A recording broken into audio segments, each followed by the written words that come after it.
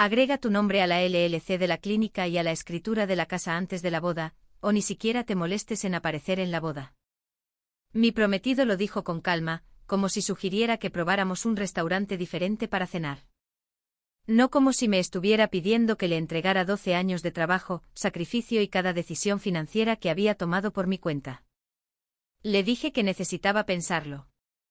Lo que no le dije fue que para el domingo por la noche habría cambiado todas las cerraduras, actualizado todas las contraseñas y programado una reunión de emergencia con mi abogado de negocios. Se enteró el martes cuando se presentó en mi clínica con flores y encontró a un cerrajero terminando el pestillo de la puerta principal. Pero para entender cómo llegué a ese martes, tienes que entender quién era yo antes de que mi prometido entrara en mi vida y confundiera 12 años de mi trabajo con una oportunidad. Mi nombre es Claire Donovan. Tengo 37 años y soy dueña de una clínica de fisioterapia en Nashville, Tennessee. No es una franquicia, no es una sociedad, es una clínica que construí a partir de una antigua oficina de dentista vacía, con equipo de segunda mano y un préstamo bancario que me mantuvo despierta la mayoría de las noches durante los primeros 2 años. La llamé Restore Physical Therapy porque eso era lo que se suponía que debía hacer, restaurar a las personas, recomponerlas después de lo que las había roto. Aprendí a construir cosas y a protegerlas de mi padre, aunque no de la manera en que la mayoría de la gente aprende de sus padres.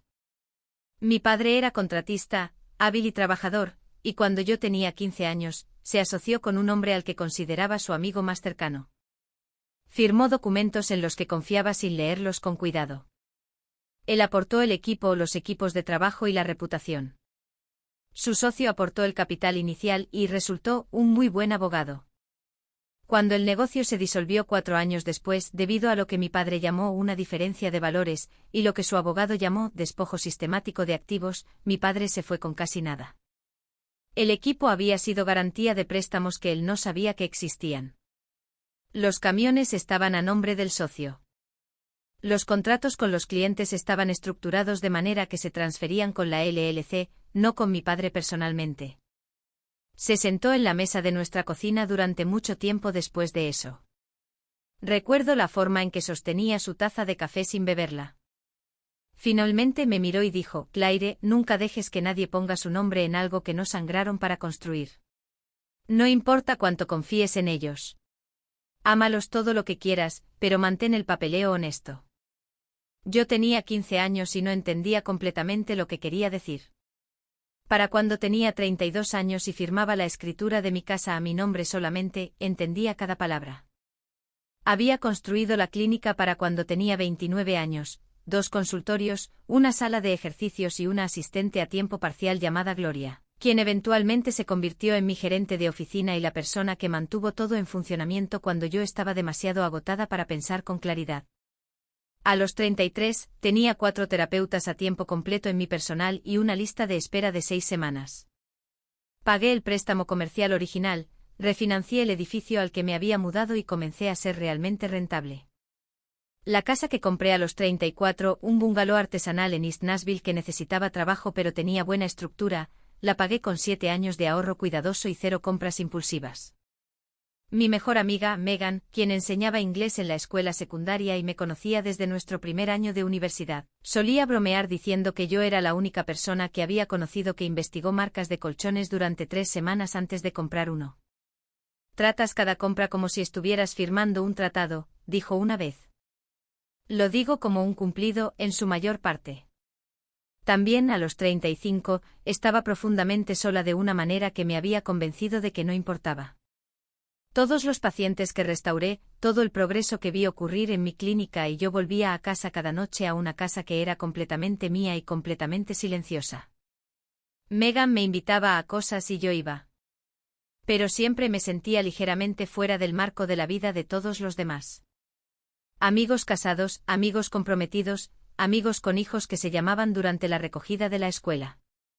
Ahí estaba yo cuando conocí a mi prometido hace 18 meses en una recaudación de fondos para una organización sin fines de lucro de deportes juveniles local. Él estaba allí con un amigo de un amigo y era encantador de una manera que no se sentía forzada. 41 años trabajando en lo que describió como consultoría de desarrollo de negocios, lo que por lo que pude ver, significaba ayudar a pequeñas empresas a identificar oportunidades de crecimiento. Escuchaba cuando yo hablaba. Hacía preguntas de seguimiento sobre las historias de recuperación de mis pacientes de una manera que parecía genuinamente interesada. Tenía líneas de expresión alrededor de los ojos y la costumbre de tocarme el brazo cuando hacía un comentario que inicialmente me pareció encantador. Los primeros meses se sintieron fáciles de una manera que no había esperado. Él pasaba por la clínica con el almuerzo los días que yo había mencionado que eran difíciles. Parecía orgulloso de lo que había construido, describía mi trabajo a otras personas con verdadera calidez en su voz. Me hizo sentir que alguien finalmente veía el esfuerzo detrás del logro, en lugar de solo el logro. Megan se mostró escéptica en cuestión de semanas. Siempre fue directa conmigo. Era lo que más amaba de ella, y lo que ocasionalmente me hacía querer cambiar de tema. Habla mucho de tu negocio, dijo durante la cena unos 3 meses después. Pero no de lo que haces en él, sino más bien del edificio que posees y de cuánto valen probablemente los equipos. ¿Te has dado cuenta de eso? Yo lo había notado y lo había justificado. Era una persona de desarrollo de negocios, así funcionaba su cerebro. Él veía valor en las cosas. No significaba nada. Se mudó a mi casa 8 meses después de empezar a salir. Su contrato de alquiler estaba terminando. El momento tenía sentido y me dije a mí misma que era un paso natural. Él comenzó a contribuir $800 al mes para servicios públicos y comestibles. Yo era dueña de la casa por completo, así que no lo consideré un alquiler, sino más bien una contribución a los gastos de vida compartidos. Pero las cosas cambiaron de pequeñas maneras que yo seguí catalogando y luego descartando. Empezó a referirse a mi clínica como nuestro negocio. En conversaciones con sus amigos, mencionaba a la gente que estábamos pensando en expandirnos cuando yo nunca había dicho nada sobre una expansión. Hacía comentarios sobre mi horario con una regularidad que empezó a sentirse menos como preocupación y más como una crítica, que trabajaba demasiado, que otras parejas lograban cenar juntas la mayoría de las noches, que Gloria era más que capaz de manejar las cosas si yo simplemente la dejaba. Nunca sugirió nada útil. Solo sugirió que yo debería hacer menos. 10 meses después de vivir juntos, me propuso matrimonio. O más bien, debería decir que pensé que me propuso matrimonio. Me llevó a una cena elegante. Había un anillo y se sintió real. Yo estaba feliz. Llamé a Megan desde el estacionamiento después. Ella dijo, felicidades, y lo dijo en serio. Y luego dijo, te cito que me prometas que pensarás cuidadosamente antes de ponerlo en cualquier cosa. La casa, la clínica, cualquier cosa. Le dije que estaba siendo paranoica. Él me amaba. Estábamos construyendo una vida. Comencé a planear una boda. Depósitos, proveedores, un lugar en una granja renovada en las afueras de Nashville que me había encantado durante años. Mi mitad de los gastos subió a $28,000. Él ocasionalmente mencionaba las cantidades con lo que parecía preocupación, pero nunca se ofreció a dividir nada por igual. Me dije a mí misma que yo ganaba más, que se equilibraba, que las parejas manejaban las finanzas de manera diferente y que eso no significaba que algo estuviera mal. Era un domingo por la mañana, 4 meses antes de la boda, cuando él se sentó frente a mí en la mesa de la cocina, mi mesa de cocina en mi casa, y me entregó un ultimátum tan pulcro y practicado que me dijo de inmediato que lo había ensayado. Quería que su nombre se agregara a la LLC de la clínica como copropietario antes de la boda. Quería ser agregado a la escritura de la casa. Quería acceso conjunto a mi cuenta de ahorros personal como símbolo de una verdadera sociedad.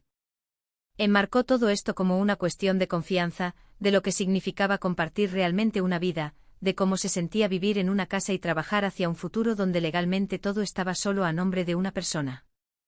No te estoy pidiendo que me lo entregues, dijo. Te estoy pidiendo que lo compartamos. Eso es el matrimonio. Sentí que algo se quedaba completamente inmóvil dentro de mí. No era pánico, sino algo más frío y claro que el pánico. Pensé en mi padre en esa mesa de cocina con su taza de café intacta. Dame el fin de semana para pensarlo, dije. Pareció satisfecho como si hubiera hecho algo razonable y el resto fuera solo papeleo. Llamé a Megan desde mi coche en el camino de entrada. Logré resumir unos 30 segundos antes de que me detuviera. Dime exactamente lo que te pidió. Palabra por palabra. Lo hice. Silencio. Luego, Claire, eso no es una solicitud de sociedad. Es una adquisición hostil con una invitación de boda adjunta. Lo está enmarcando como confianza. Lo está enmarcando exactamente de la manera en que alguien enmarca algo cuando necesita que te sientas como el problema si dices que no. ¿Cuánto tiempo ha estado viviendo en tu casa sin su nombre en nada? ¿Cuánto tiempo ha estado trabajando desde el estacionamiento de tu clínica para sus reuniones con clientes? ¿Cuánto ha contribuido al edificio en el que ambos viven? Ella ya sabía las respuestas.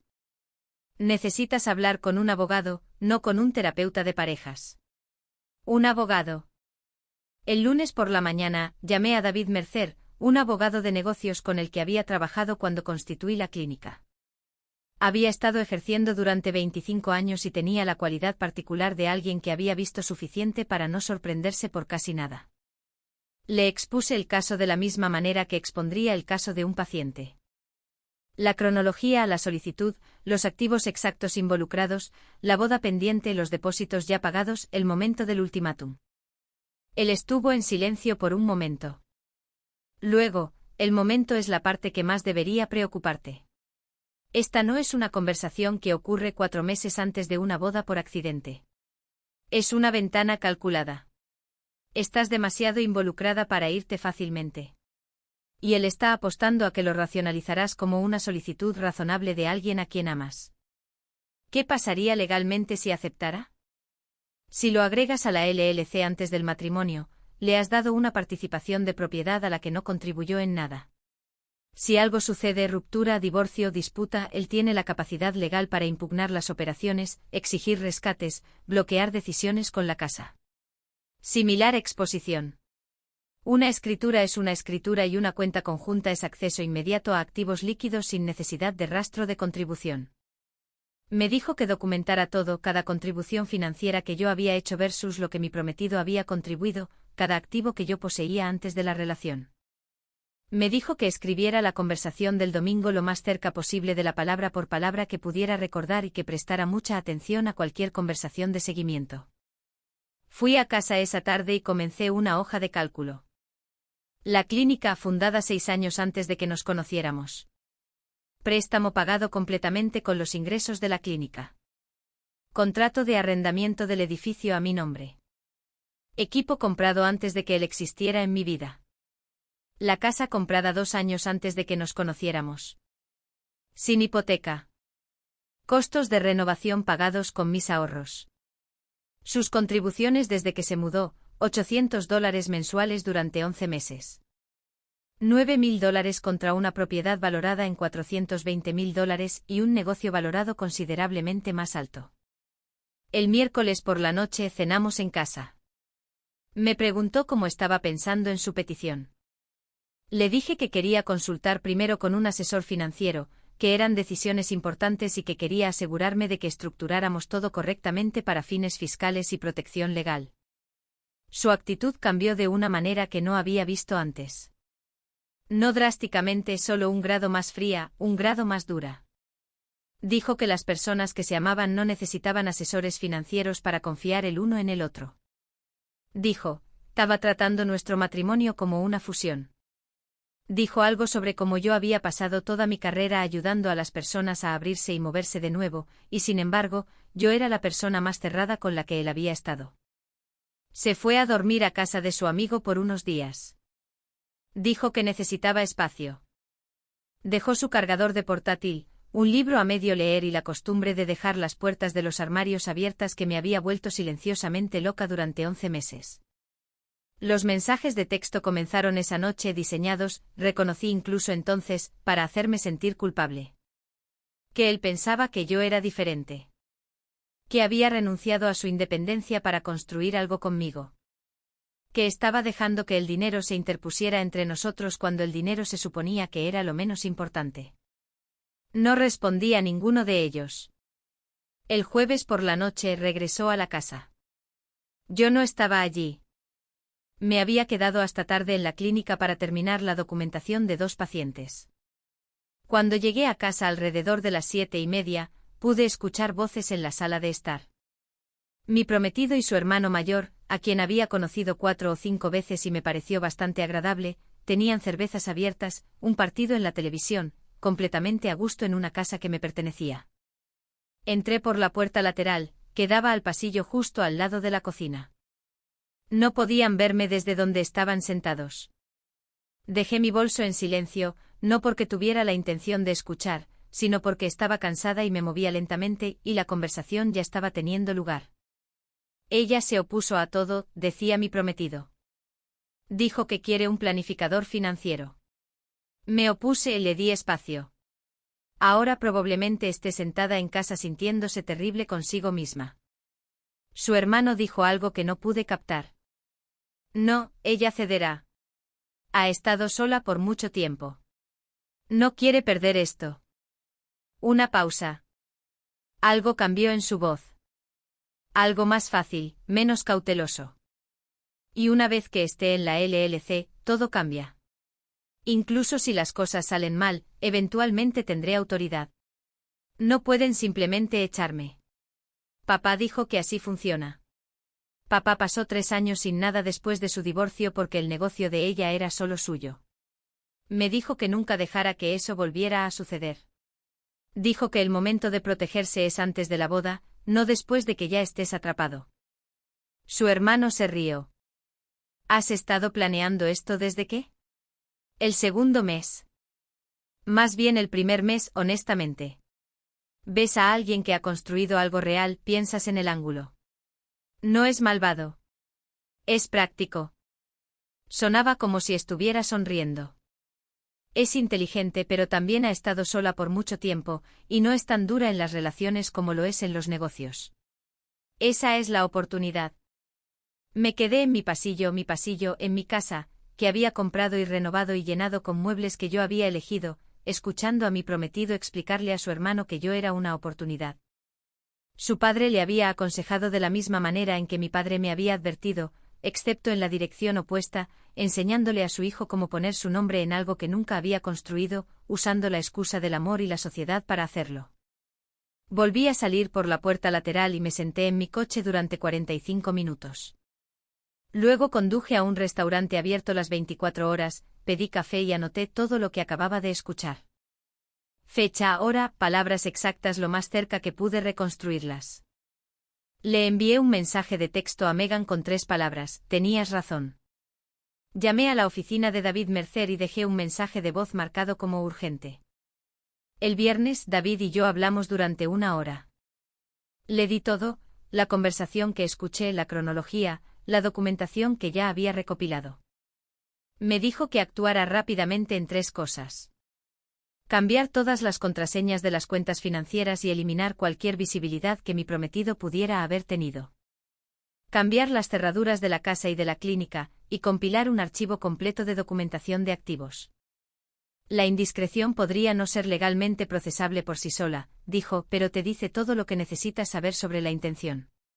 Y si él escala después de que termines las cosas, la documentación sobre lo que nunca contribuyó será esencial. Pasé la noche del viernes cambiando todas las contraseñas de cada cuenta que tenía. Cuentas bancarias, cuentas de inversión, las cuentas comerciales de la clínica, todo. Cambié las preguntas de seguridad por respuestas que solo yo sabría. El sábado por la mañana, un cerrajero cambió todas las cerraduras de mi casa. El sábado por la tarde reajusté las cerraduras de la clínica y actualicé el código del teclado que mi prometido había aprendido en algún momento y que ocasionalmente usaba cuando se reunía conmigo allí después del horario de atención. Luego abrí mi computadora portátil y comencé el trabajo metódico de cancelar una boda. La coordinadora del lugar fue comprensiva. El contrato significaba que perdí el 60% del depósito, $8,000. Pero mencionó que otra pareja había preguntado por la fecha y no había podido pagarla. Una pareja joven, ambos maestros, que habían amado la propiedad y lloraron un poco cuando escucharon el precio. Le pregunté cuánto costaría hacerla manejable para ellos. Ella calculó. Escribí un cheque por la diferencia y le pedí que les dijera que era anónimo. Se sintió menos como perder dinero y más como redirigirlo a un lugar donde importaría. El catering, la florista, el fotógrafo. Cada cancelación costó algo y cada una se sintió como quitar un tornillo de una estructura que nunca había sido sólida. Le envié un mensaje de texto a mi prometido esa noche. Lo escribí con cuidado, lo edité varias veces. Le dije que había pensado seriamente en su petición y había concluido que teníamos ideas fundamentalmente diferentes sobre lo que significaba la sociedad. Le dije que había cancelado la boda y todos los proveedores asociados. Le dije que sus pertenencias estaban empaquetadas en el garaje, que las cerraduras habían sido cambiadas y que tenía hasta el viernes siguiente para organizar la recogida. Le deseé claridad sobre lo que realmente quería de una relación. La respuesta llegó rápido. Incredulidad primero, luego enojo, luego negociación. Olvídate de todo. Hablemos. Él nunca habría llevado a cabo nada de eso. Yo estaba tomando un hipotético demasiado en serio. Luego más enojo. Luego un mensaje de voz de su padre que era frío y mesurado y me dijo que lo que le estaba haciendo a su hijo era manipulador y cruel, y que debería entender que habría consecuencias por este tipo de comportamiento. Bloqueé ambos números y pasé el fin de semana con Megan, quien condujo 2 horas para estar allí. Estoy orgullosa de ti, dijo el sábado por la noche. Sé que eso no se siente como lo correcto ahora mismo. Se siente exactamente como lo correcto, dije. Y así fue. El lunes apareció en la clínica. Lo sé porque Gloria me llamó. Yo me había quedado deliberadamente en casa esa mañana, trabajando a distancia por primera vez en años. Ella dijo que estaba en el estacionamiento, que intentó abrir la puerta y la encontró cerrada, que estaba en su teléfono luciendo cada vez más agitado. Luego intentó su código de teclado, luego intentó el código de nuevo. Yo lo observé a través de la transmisión de la cámara de seguridad de la clínica en mi computadora portátil desde la mesa de mi cocina. Se quedó frente a la puerta por un largo momento. Luego llamó a mi teléfono. Lo vi hacerlo en la cámara, lo vi sacar su teléfono, lo vi ponérselo en la oreja, y rechacé la llamada desde mi sofá en mi sala de estar. Volvió a llamar, rechacé. Miró la puerta, luego el estacionamiento a su alrededor, luego de nuevo a su teléfono. Gloria se acercó a la puerta principal y le dijo que la clínica estaba cerrada para no pacientes y no personal, y que cualquier cosa que necesitara arreglar con respecto a sus pertenencias personales debería pasar por los canales legales si sentía que era necesario. Él se fue. El escape de su coche aún era visible en el aire frío cuando dejé mi computadora portátil y me preparé café. La campaña de desprestigio comenzó en 48 horas. Publicaciones en redes sociales sobre traición y cómo algunas personas confunden la independencia financiera con una personalidad. Comentarios de sus amigos sobre cómo siempre me había parecido más interesada en mi negocio que en una conexión humana real. Un mensaje de una conocida mutua diciéndome que había oído lo que pasó y lamentaba que tuviera tanta dificultad para confiar en la gente. Su padre aparentemente llamó a un colega mío al que había conocido una vez en un evento de la clínica y dio una versión de la historia en la que yo era la parte manipuladora que había hecho creer a su hijo en un futuro que nunca tuve la intención de darle. No me defendí ante ninguno de ellos. David me había aconsejado que no lo hiciera y, más allá del razonamiento legal, simplemente no quería. Su versión requería que la gente creyera que yo había diseñado una carrera de 12 años y una casa pagada específicamente como cebo. La gente que valía la pena conservar lo averiguaría. Unas 3 semanas después de la ruptura, una mujer llamada Sandra, una enfermera pediátrica que había sido paciente mía el año anterior después de una cirugía de rodilla, me envió un mensaje de texto de la nada. Había oído una versión de la historia a través de la red de salud de Nashville, que era más pequeña y estaba más interconectada de lo que la gente se daba cuenta.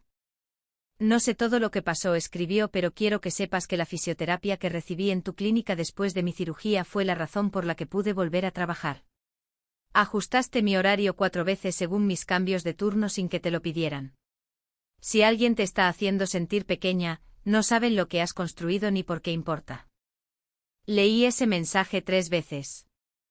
Luego, unas 6 semanas después de que todo se desmoronara, llegó algo inesperado. Mi clínica había mantenido durante años un pequeño programa de escala móvil, un puñado de citas a la semana reservadas para pacientes que no podían pagar las tarifas estándar. Teníamos una lista de espera para esas citas, y yo las había estado expandiendo discretamente a medida que los ingresos de la clínica lo permitían. Una de esas pacientes, una mujer llamada Teresa, que había llegado a nosotros después de que un accidente automovilístico la dejara con un daño significativo en el hombro, había estado trabajando con uno de mis terapeutas durante 3 meses. Era madre soltera, tenía 2 trabajos y había llegado a su primera cita con un dolor visible que había estado manejando durante más de un año porque no podía permitirse el tratamiento en ningún otro lugar. La semana después de la ruptura, cuando estaba en la clínica más de lo habitual porque necesitaba un lugar donde poner mi energía, había estado en la sala de ejercicios cuando Teresa terminó una sesión y se sentó para ponerse la chaqueta. Miró su hombro de la manera en que la gente mira algo en lo que había renunciado y que empieza a funcionar de nuevo, con una especie de incredulidad cautelosa. No me duele como antes, dijo más para sí misma que para mí. Me senté a su lado. Hablamos durante 20 minutos. Me dijo que tenía 2 hijas de 8 y 11 años, y que durante 14 meses, había estado eliminando ciertos movimientos de su día porque el dolor los hacía imposibles. Levantar los brazos por encima de la cabeza, estirarse para abrochar el cinturón de seguridad de su hija menor. La semana pasada, me estiré, dijo sin pensarlo.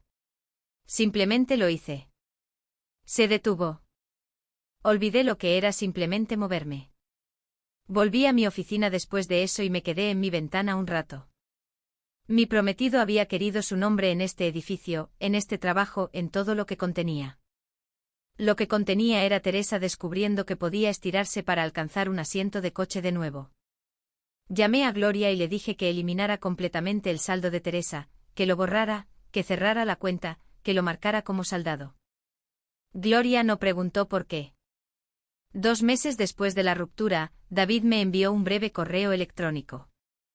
El padre de mi prometido aparentemente había consultado a un abogado sobre posibles acciones legales relacionadas con el compromiso roto y alguna reclamación de propiedad personal en disputa. La respuesta de David había sido exhaustiva y, según su descripción, bastante devastadora en términos de lo que la investigación habría revelado. La consulta se retiró en 10 días.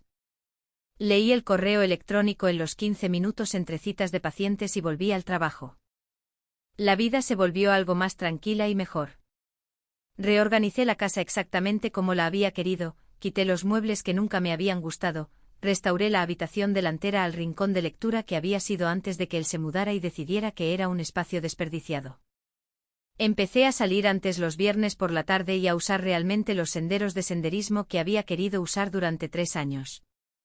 Megan y yo hicimos un viaje a la costa de Oregón en octubre, y pasé 4 días comiendo mariscos y mirando el agua, sin revisar el correo electrónico del trabajo después de las 7 de la tarde.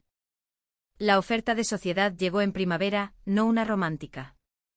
Mi clínica había superado su espacio actual, y un grupo de medicina deportiva que respetaba me había contactado para una colaboración formal. Instalaciones compartidas, referencias complementarias, propiedad independiente mantenida en ambos lados. Hice que David revisara la estructura 3 veces antes de aceptar cualquier cosa. Todo claro, todo por escrito, cada contribución documentada. Mi padre vino a visitarme ese verano. Tenía 68 años y había reconstruido su negocio de contratación en algo más pequeño pero sólido. Y tenía la paz particular de alguien que había aprendido la dura lección temprano y nunca tuvo que aprenderla de nuevo. Nos sentamos en mi porche trasero por la noche y le conté la mayor parte de lo que había sucedido, omitiendo las partes que todavía eran demasiado crudas para decirlas en voz alta. Escuchó sin interrumpir. Cuando terminé, dijo, «¿Lo protegiste?» «Sí, eso es todo, Claire. Eso es todo». Él estuvo en silencio por un momento. Tu abuelo solía decir que las personas que quieren acceso a lo que has construido antes de ayudarte a construirlo, no están interesadas en construir. Están interesadas en el edificio. Un año después de que cambié esas cerraduras, me desperté un martes normal, preparé café y me quedé en la ventana de mi cocina mirando el patio trasero que había replantado esa primavera. El jardín estaba creciendo lentamente, como lo hacen las cosas cuando eres paciente con ellas. La casa estaba tranquila de la manera particular en que estaba tranquila antes de los 11 meses de la presencia de otra persona, que había dejado de notar que extrañaba hasta que la recuperé. Pensé en mi padre en la mesa de su cocina, en Teresa estirándose para alcanzar un asiento de automóvil, en los maestros en mi antiguo lugar de bodas, quienes aparentemente tuvieron un hermoso día en octubre porque alguien anónimamente les había abierto el camino. Mi prometido había querido poner su nombre en todo lo que yo había construido.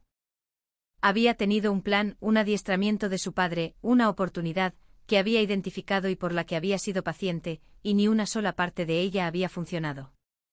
Lo que nunca había entendido, lo que su padre aparentemente nunca le había enseñado, era que lo que intentaba adquirir nunca fue realmente sobre el edificio, la escritura o la LLC. Se trataba de lo que se había invertido en construirlos, los préstamos y las largas noches, la paciencia y las decisiones tomadas sola en la tranquila mañana. Puedes poner tu nombre en un documento. No puedes poner tu nombre en eso.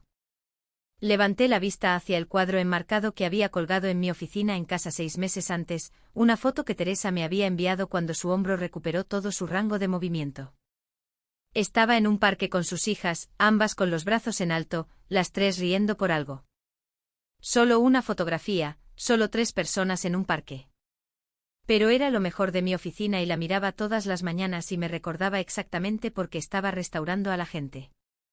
La verdadera libertad no fue el momento en que cambié las cerraduras o rechacé su llamada desde mi sofá o lo vi fallar al ingresar el código en la puerta de mi clínica.